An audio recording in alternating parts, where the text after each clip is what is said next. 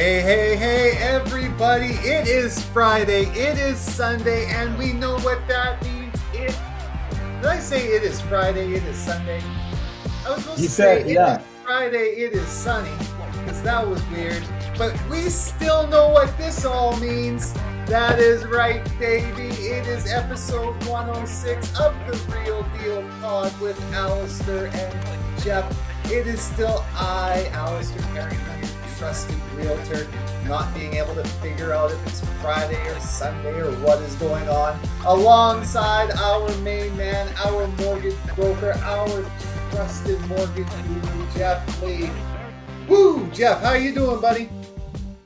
Yeah, I'm doing well. I came off an extended long weekend, self-made, Yeah, you went camping or something. And went and hiked up to Ten Quill Lake with 7 other people, and it was it was smoke-free. It was relatively bug-free. Wow. Anybody that is up in that Pemberton area and wants to go on a fantastic hike, Ten Quill Lake was amazing. Nice. That's awesome. And you guys bagged some peaks, as they say. Okay. And, that's the mountaineering way of summiting a couple mountains, which was pretty cool. And did some I think they call it class 3 scrambling. I have no idea what that means, Geoff. Came out of it alive. Scrambling? What is that? My understanding with class 3 scrambling is you're going up a part of the mountain that you always have to have 3 points of contact on, right? That's kind of a class 3 scramble, just as far as a safety measure goes. So yeah, I think goes all the way up to class 5. So class 3 is probably, I'm going to say, advanced intermediate, but you can have open cliffs on one side, but it's kind of like climbing a ladder. You just need to have 3 points of contact, and if you're not having 3 points of contact, you're probably not putting yourself in the most ideal position. Okay. Nice. Yeah. Nice. Yeah. So you got anything else planned for the weekend, or is that it? Was that You know what? That's it. I don't after that, my body is a little bit torn, so hopefully we're just gonna relax and take it easy. Spend some time in the hot tub. That's crazy, man, because that just puts everything that I did to shame. Because I did nothing. Michelle and I had just kind of chilled out. We went out for a walk and enjoyed just kind of enjoyed the week. And then this weekend, the kids have all gone. So Michelle and I are single, just single people again. So we've forgotten what that's like. So we have no idea what to do. I even said, you know what? I'm going to take the afternoon off after we do the pod and everything like that. We'll go out, we'll do something fun. We can't remember what that's like. So so we're trying to figure out how to be kid free, which is fun. You know what? That reminds me. Me and Christina had a night out, and we went to. We started off at the Kiefer Bar, which is a cocktail lounge down in just outside of Chinatown. It was rated like a top 5 cocktail bar in North America. It might even have been the top 3. Then we wandered over to a restaurant called June, and it was I think it was June or Emmer. But anyways, we went to a nice restaurant, had some great cocktails, had some great food. Then we went over to another place, kind of like a speakeasy called La Lala, and it was a fun night. It was a fun night. Didn't feel the best the next day, but great cocktails, really unique cocktails. Not just your Caesars and your gin and tonics, but some really cool kind of. I had a bread pudding whiskey sour. Oh, that's crazy, man. Right? That sounds weird. That sounds crazy. It was weird, and then a white rabbit martini, and Okay. just unique kind of cocktails. But Nice. yeah, if you're going down to Vancouver, I would highly suggest the Kiefer Bar. And That's awesome.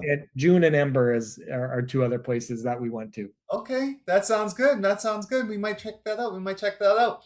Awesome, buddy. Well, let's kick it, man. Let's get into it. We're gonna get this thing all. We've got so much to talk about today. Sorry, I just got lost on what I wanted to say. It's already Friday. I'm already thinking about the weekend. But we got so much to get into today. So as always, let's kick it with the hottest segment in podcast, and that is... Did you know? That's right, baby. Did you know? So, folks, and Geoff, this Did You Know is a follow-up on something that we talked about. I can't believe, actually, it's been like almost a year since this happened. But this Did You Know is not a warning, but it was a fear that Geoff and I had that might come up due to an event that occurred. So let me get into it. Quick reminder of where it all started. Last year, a BC Supreme Court justice ruled in an 863-page judgment that the Cowichan tribes hold title to land in Richmond that sits legally above the standard property rights of the people who currently own it.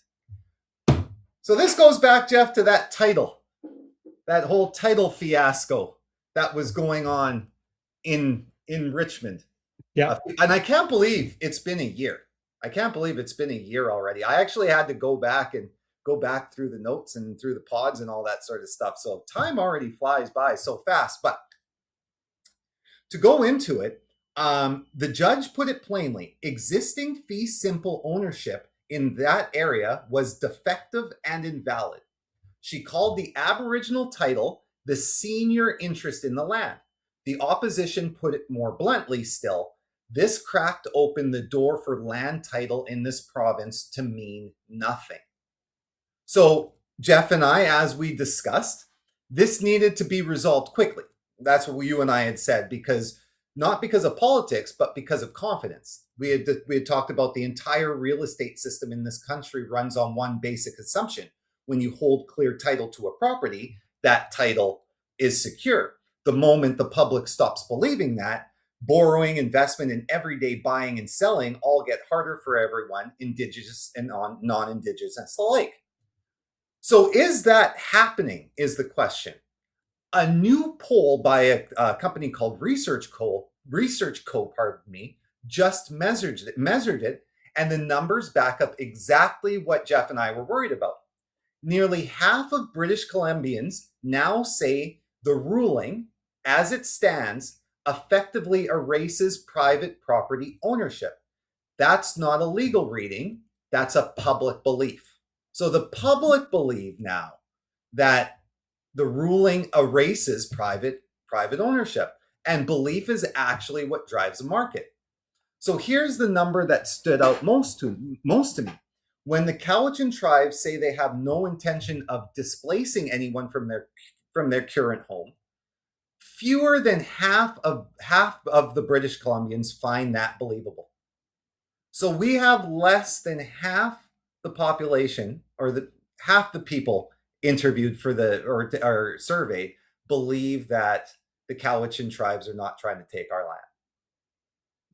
Right? So that's a trust gap now.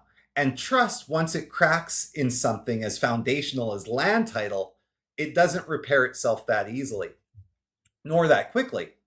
And this has already moved off the page into real decisions. Most Colombians think that the city of Richmond did the right thing, sending official letters to the property owners in the affected area, warning that the ruling may compromise the status of their ownership. Yeah, that's a municipal government formally telling residents their title might not be as solid as they thought. That's the erosion we flagged, and now that's become the headline. And now, to be fair to the full picture, most British Columbians are not calling for reconciliation itself to end. This isn't a backlash against the broader goal. It's something narrower, and frankly more telling, a specific and growing unease about whether the fee simple system itself still means what everyone assured it meant. And so where does that leave us months later? Well, that's what I wanted to bring to you, Geoff. Do you think that there is going to be a fast and clear resolution to all of this? Ideally from a higher court, so that we can now put to rest people's fears? Or what do you think needs to happen going forward now that we see, people's fears starting to show up in these surveys?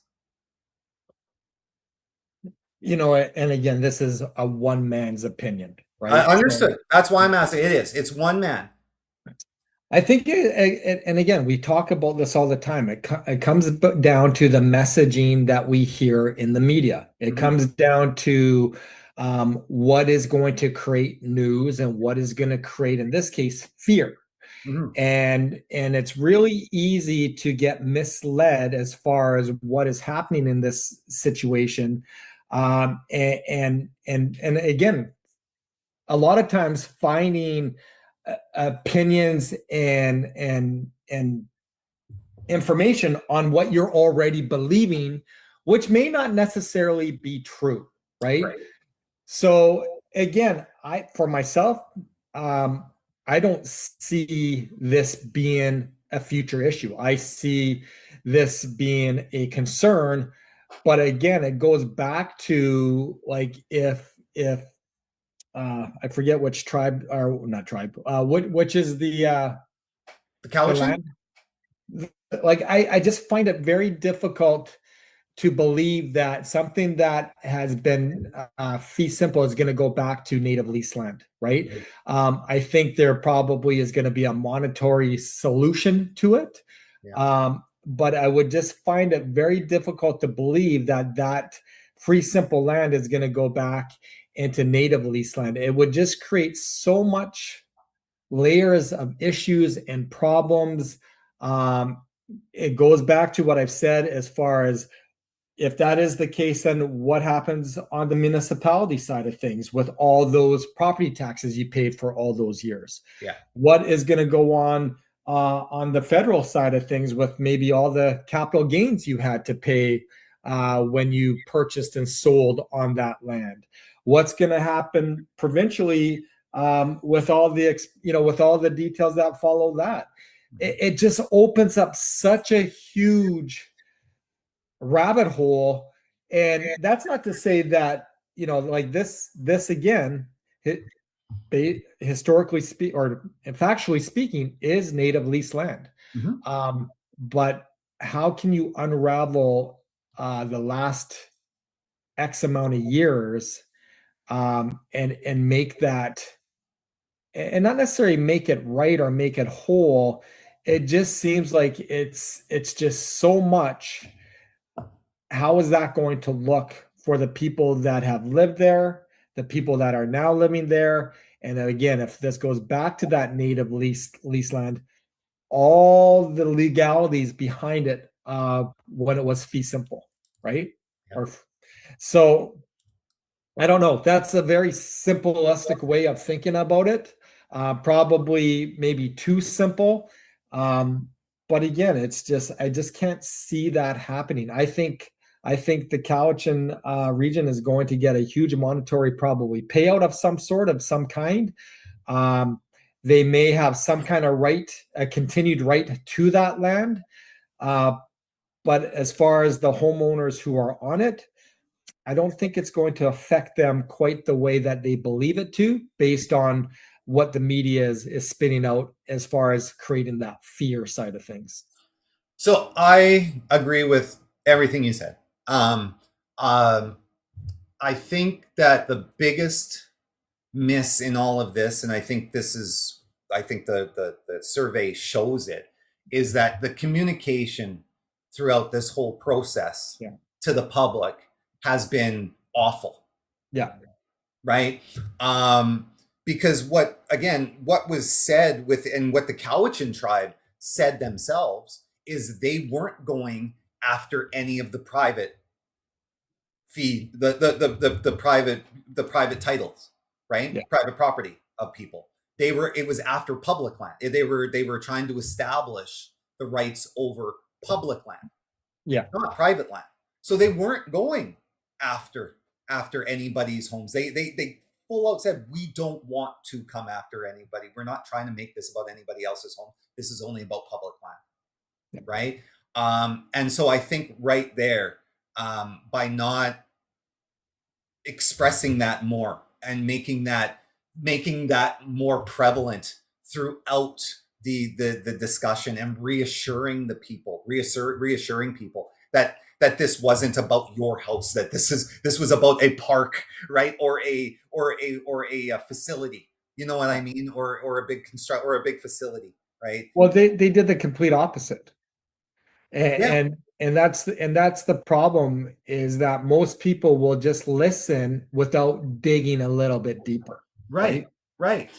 And I think that that's the unfortunate thing, because you see that what that does now is it brings erosion and distrust. And we already live, let's be honest, we already live in an emotionally charged freaking society. Like, we are crazed human beings, just frothing at the mouth for us to hear just something that we don't like, right? And the media, they're excited because that's what has turned all of these people into billionaires now, because they make so much money off of this. So we really do have to be that much more cognizant about how we frame things to people, and how important it is to properly educate people about things, because this is how we have the loss of trust in institutions, right? Because we don't get educated properly with it, right? So now we have people not trusting the fee simple system, because they think that the Cowichan tribe is trying to take back their land, when that's not even the case. Right. And in fact, the whole thing has been charged to go back to litigation, so that it does get decided in court, with the Cowichan tribe being resolved financially, and them getting money, and it being settled out that way. Right. So in order to keep trust, everybody, the Cowichans and the province of British Columbia, want to keep the fee simple system solid, and everybody having trust in it. So I think that's something that like you said, the communication around it has just been awful. And we just need to do a better job at it's just, again, another classic example of something that's a sexy headline that basically creates, again, we've said it a billion times, like, the media is there to sell sex, fear, and that's it. Right? That's it. If it ain't sexy, if it isn't fearful, it isn't newsworthy. And then if we as a public aren't doing due diligence on our end, and most people don't, right? Like, most people aren't digging deeper as far as what this really means. This is what we say. And again, we're so social media kind of reliant, and, and information based. We just jump on any of those social media outlets. We get that opinion that resonates, or that basically, it becomes believable. And that's the narrative you believe, right? So Ed, I know we got you to get into, and I don't want to get sidetracked off. But you made actually a really good point there, and it made me think of my daughter. So my daughter, trying to get my daughter to watch a movie is impossible now, right? Because she goes, no, none of us watch movies anymore. We go on TikTok, we can basically get the clips, and we watch it in 4 minutes, and we basically get the gist of the movie. So kids these days are essentially consuming a 2-hour movie in the 4-minute basically coming soon trailer. Yeah. Is that happening to adults now, right? To us as people? Are we now consuming, is our beliefs and our thoughts now being framed off of a 4-minute clip, as opposed to the 2-hour story? Like, you know what I mean? Do you think that that's what's happening now? We are framing our decisions now just off of like the clip, the headline, and just nothing else? Yeah. That's crazy. Ask yourself, Allister, even what you do at the end of each night, right? Like you're on your phone, what like, and again, I'm not painting everybody with the same brush, but a lot of us will get on our phone, we'll just go scroll through the reels, depending on what we're into, is really what you're getting fed. And again, if you have that narrative, be it right or be it wrong, the algorithms are also picking on that, which just reinforces, what your narrative is. Yeah. And even back to your daughter is, with your daughter with a 4-minute reel figuring out a 2-hour movie, if you take a look at a real complex movie, you're not going to have all the underlining meanings in a 4-minute trail, right? So, or trailer. So again, everything that is happening now is all about how fast can I get it? How simple can I make it? And the less work I need to do to get the information I need is exactly what I want. I had this conversation yesterday. Like we can even go to the point of handwriting. Like me, I print, right? Yes, yeah, so but again, you take a look at my kids, which are 22, 23, and 24 now, and even I'm going to pass it down on to your kids, which are much younger. Do they even learn how to handwrite anymore? Nope. Right? So no, they don't learn it at all. Yeah. So it's all keyboard. It's all on the keyboard and whatnot. So again, everything is, which to me is a detriment, because a lot of times I think we're losing our education base because we have made it simpler, right? Yes. How often are we using AI to figure out some of the stuff? And AI is great, by the way. But again, if not used carefully and correctly, again, AI is just kind of like your best friend in a lot of ways. It's just telling you what you already want to hear, right? Yeah. So again, we have to be careful as far as where we're getting our information from. We have to be careful about the narrative we are believing, and we have to be open to other people's opinions. And that's the other thing that I find that people are gearing away from now, is that, hey, if you don't agree with me, you're an asshole. Yeah. Right. And I don't want to do it. And I don't want to even talk to you because your opinion is different than mine. We're not open to people's opinion. All right. Like a lot of us are not open. We want to hear our narrative. We want to surround ourselves that are going to reinforce our narrative.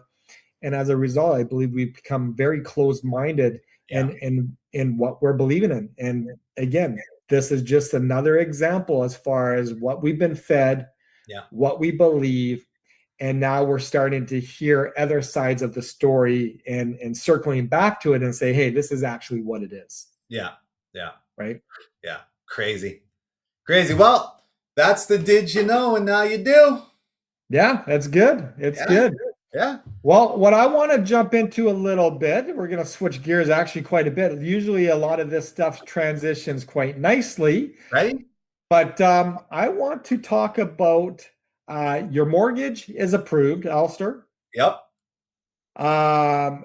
And these are, I'm going to put a number on it, 7 things you should not do before closing.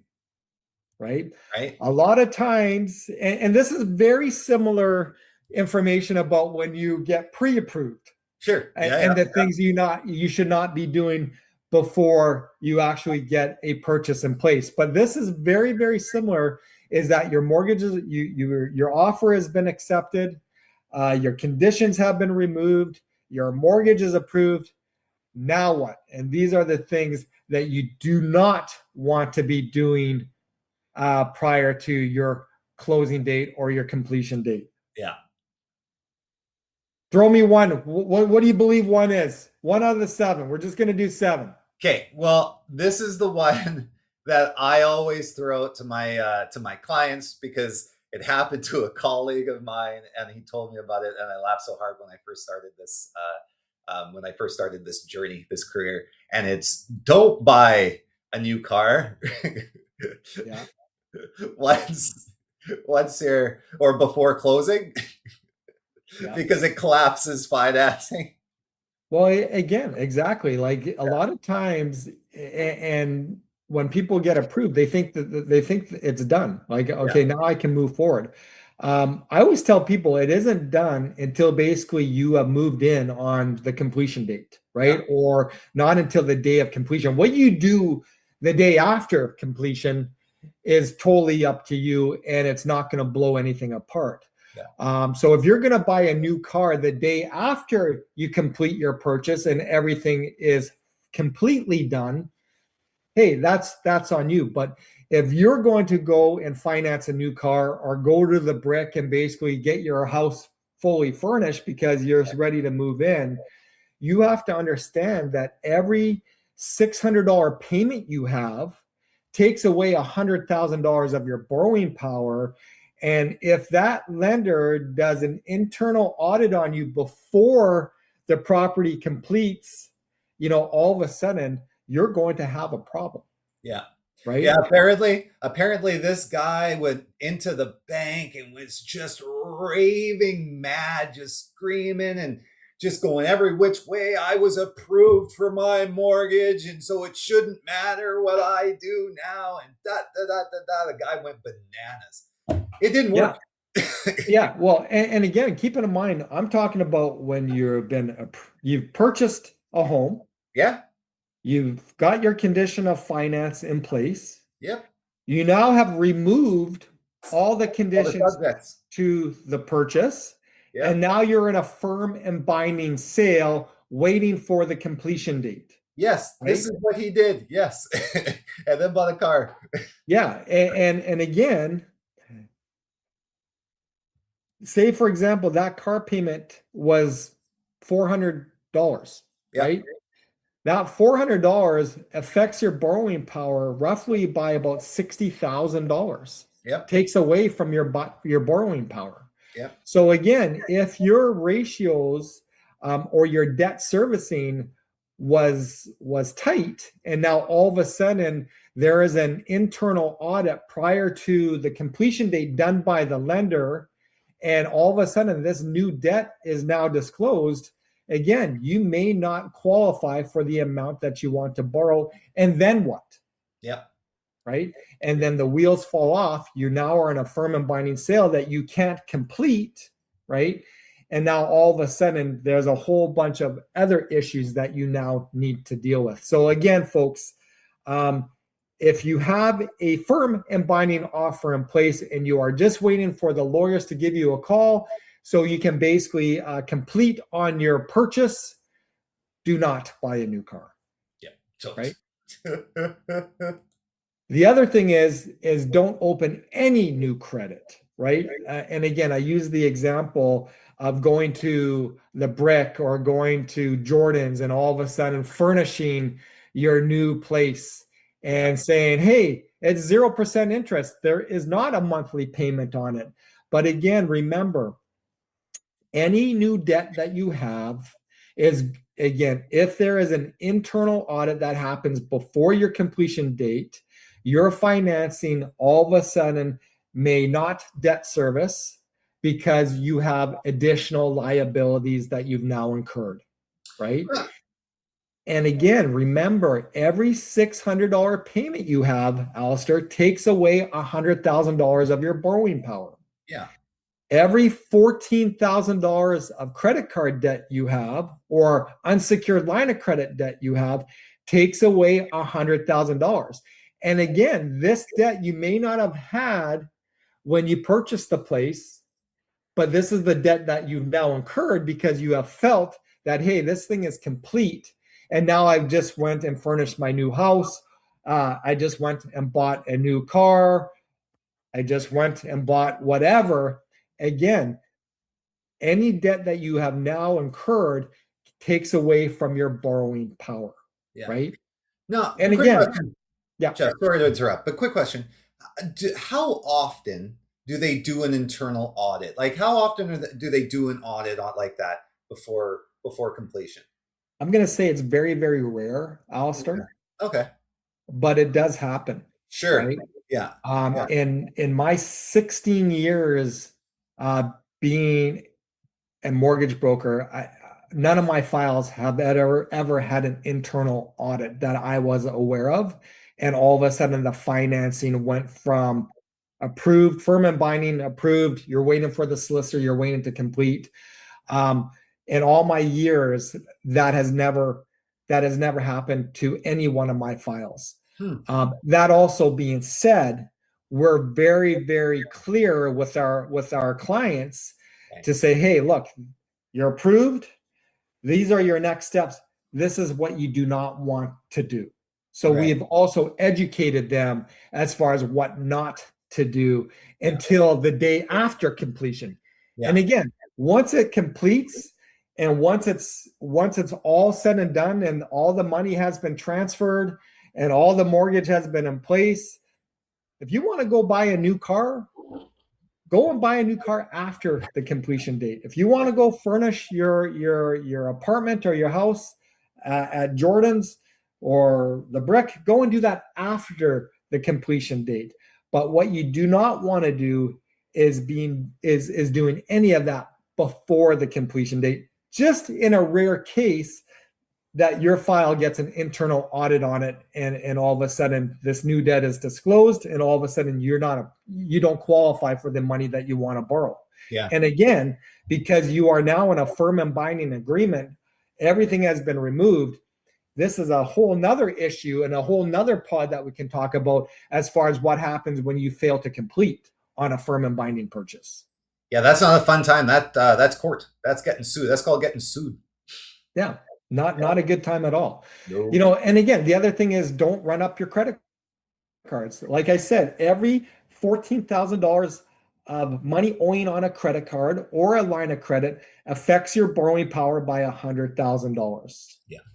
Right. So again, some people may not go and get the financing of that new car or furniture. They might just use their credit cards or their line of credit to go and do it and not finance it. But again, remember, every $600 payment that you have, car payment, furniture payment, affects your borrowing power by how much, Allister? 100,000. Okay, I'm not going to do that. I'm going to actually go and buy this on my line of credit or my credit card. Every $14,000 owing on a line of credit or a credit card affects your borrowing power by how much? 100,000. So again, if you're going to do that, when should somebody do that, Alistair? Should they do that before the completion date or should they do that after the completion date? After. I don't recommend going into debt, but go into debt after. Get your home and then go into all the debt you want. Exactly. Here's the other thing too. And again, don't suddenly change your job. Yeah, that's always a big one. That's because it's like, oh my goodness, I got offered a promotion into some other company and I can't turn this down. Oh no. Yeah. and again, keep in mind, when you're in a new job, typically you're on a probation period. Yep, 3 months. And keep in mind that lenders do not recognize income if you're in a probation period. You know, not in every case, but again, just to keep this at a very high level, if you're on a probation period, the lender will not recognize your income until you're after that probation period is done. Yep. Right? Keep in mind, if all of a sudden you're working for a company and now all of a sudden you went from like a salary into a commission structure. Yeah. You know, lenders don't recognize commission income until you've been in that same role earning commission income for a period of 2 years. That's what I was going to say. That's the big one that commission people need to understand. Right. 2 years. So again, I've worked on files not after everything has been done, but even before. And again, this is a very similar conversation as far as what not to do when you get pre-approved looking for a purchase. This conversation, that's kind of the same conversation, the things you don't do after you're approved in a firm and binding, but you do not want to basically change your job because again, you may be on a probation period and then maybe your income is not going to get recognized. You don't want to go from a salary position, even if it's with the same company, into a commission position, because again, a lender will not recognize commission income unless you've been in that same role earning commission for a period of 2 years, right? And again, you don't want to all of a sudden be working in an industry and then all of a sudden decide that you want to become self-employed, right? Again, that being said, there are ways we can position the file prior to getting everything done in a pre-approval state when you are working in the same industry and now you become self-employed within the same industry. Like, there are ways that we can position the mortgage product to do what we call stated income. But again, remember, this is after you've removed the subjects. This is now you're in that firm and binding sale, and you are now waiting for the completion date, right? This is to do that particular thing before we can position and we can set that up properly. But to do it after is something you just do not do. Nope. And again, definitely don't quit your job. Yeah. Right? and again, actually, I have seen all of this. Not necessarily after the firm and binding sale and the completion. I've seen a lot of this before when we are in the pre-approval stages, and when we're talking about it, and now it's coming to a live purchase, and all of a sudden you're updating the details of the application. There has been people that have changed their jobs and now are in a probation period. There are people that have been in a salary position that are now commissioned. There have been clients of ours that have been working in the industry as an employee and now becoming self-employed. Like, trades are really common for that, right? Yeah. So again, these things, I've actually seen all of this stuff prior to an accepted live agreement. I have never seen, well, not that I'm aware of, have seen this after. But again, these are, again, folks, are the things that you just do not do. Yeah.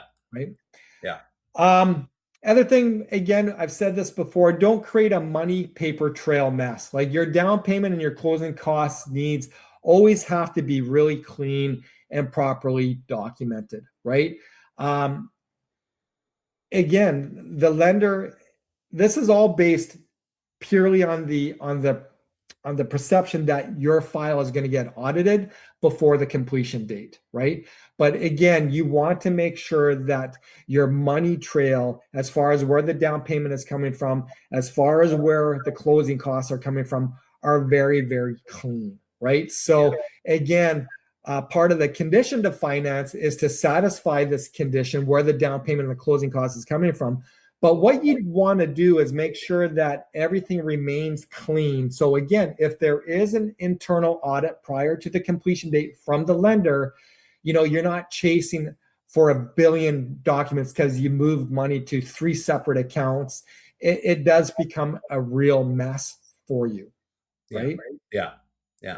The one thing too, I don't know if it makes sense to touch on it at this juncture, but I think it does, because you remove subjects and then give the deposit, is remembering that if you're getting the deposit from, let's say, overseas, it's 90 days it's got to be in that account to be recognized. Yeah. So again, Allister, this is before we would remove all the conditions to finance, with your question there, right? So to answer that. Is it before? Because typically what happens, and I say this because I know this happened to another colleague of mine, is that they removed subjects, right, without thinking about how long the deposit had to be in. So now it is before. Okay. Like that condition would have been satisfied before, right?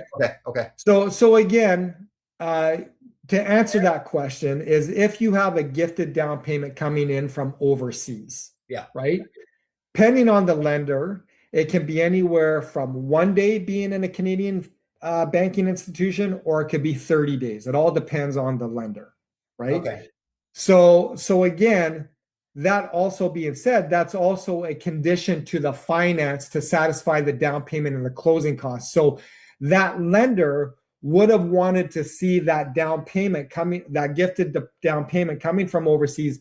They would have wanted to see that in a Canadian banking institution for whatever their time period was. Right. And that then would have satisfied that down payment condition. So what may have happened on your colleague's end is that they just assumed that it was okay, or the lending partner didn't quite clearly communicate it properly. But that would have been, again, something very similar to what we talked about in Did You Know? That would have been a communication error from that lending partner to the realtor to say, hey, everything is good, remove the condition of finance. Right. That point in fact, Allister, would have been part of what condition would have needed to be met in order to get the financing, which would have been the down payment condition or the gifted down payment condition. Right. So that should have been satisfied even before that subject was removed. Okay, I got you. Right? Gotcha. Yeah. So again, this is all talking about after the fact, right? Yeah. So yeah. What I want to summarize is just don't assume approved means done, right? So to summarize what you don't want to do, you do not want to incur new debt, right? You want to make sure that your documents prior to all the conditions being met are very clean and very, very accessible, and you're not moving things around a huge amount. Yeah. You want to make sure that your employment remains the same, right? And you want to make sure that you are asking any questions before you make any financial decisions. Again, after it completes, you can really do what you would like to do, but you definitely do not want to do any of the above. Financing a new car, opening new credit, incurring new debt, changing your job, shuffling your down payment and closing costs into whatever multiple accounts that you have, because approved doesn't necessarily mean that it's done, because in the very slim chance there is an internal audit prior to the completion date. And when I say it's a very slim chance, but again, it can be done. That lender has the right to do it. You just don't want to make sure that anything you've done all of a sudden has an impact on your purchase. So keep it boring. Boring is good, right? Once you're approved, once the conditions of the finance have been met, once you have removed all the conditions to the purchase, until the completion date happens, everything remains the same. Yep. I think that that's the most important thing to take away from this is like we said, like a lot of all of this also falls into what not to do when you're going through your approval process, right? So the moral of all of this is when you're purchasing a home, keep the main thing the main. Yeah. Right? The house is the purchase. That's all. Focus on getting that done. And then afterwards, after all that is said and done, after all the money is changed hands, then go about furnishings and cars in the garage and all of that sort of good things. But keep the main thing the main and keep it clean. Yeah. Right? Yep. It's the easiest. As they say, amen. Amen. Let it be. All right. Awesome, man. Well, that's all we got for you guys today. Thank you so much for taking the time to listen to us. It's going to be another nice weekend, another hot weekend. It's still smoky. So I hope you guys are staying safe out there. To the people in Summerland, my in-laws, I guess they're my in-laws. If they're my sister-in-law's parents, are they my in-laws too? Good question. I don't know how that works, but they're in-laws. They're amazing people. So all those people in Summerland, I hope you guys are all safe, and we're all thinking about you, and all those people in the affected areas. We're thinking about you. Have an amazing weekend. Thank you again. Continue to love, like us, share us, tell everybody you know about us. Woo. But most importantly, stay empowered, stay informed. And Geoff, Stay tuned. That's right, baby. Stay tuned. Peace out.